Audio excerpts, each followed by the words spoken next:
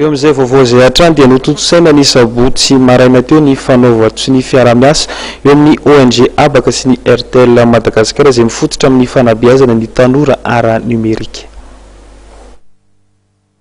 Tafiditra indrindra amin'ilay tetikasa antsoina hoe Côté Tojo fanabeazana amin'ny tanora hiatrika ny fihazakazahan'ny fivoaran'ny teknôlôjia izany ny ONG Abaka, ny fiara-miasa ny RTL sy ny ONG Abaka. Isabotsy maraina teo no tanterahana tetsy amin'ny fibean'ny ONG Abaka Tsimbazaza ny fanaovatsy ny fiara-miasa ny Rotota.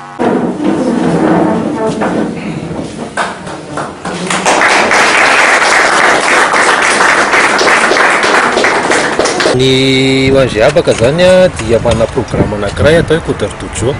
Ny Côté Tojo dia mouvement iraisam-pirenena mampianatra ny ankizy kely 7 taona ka hatramin'ny 17 taona manao code. Izany manao code tena amin'izay mianatra ny teknôlôjia momba ny web zany izy mianatra manamboatra jeux vidéo izy dia mianatra rehetra manodidina ny ordinateur. Dia ao anatin'izay mouvement izay programme ny Abaka zay zany dia ny RTL tonga zany nanampy anay hoe isoutenir le programme anay.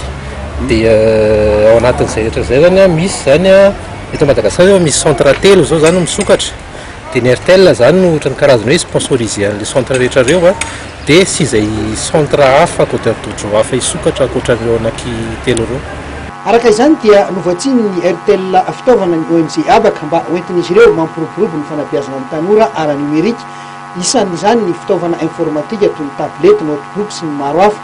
Mba ahafahan'ireo tanora mikaroka sy manitatra ny fahaizany dia nomeny ny RTL connexion 100 mégaoctet isam-bolana ihany koa ny tetikasa ity. Samy azo zany toana avy amin'ny RTL zany avokoa ireo foibe mpampianarana Côté Tojo, Antomasina sy Fianarantsoa ary ny eto Antananarivo. Misy 30 isaky ny foibe mpifarana ireo tanora manovo fahaizana amin'ity tetikasa ity.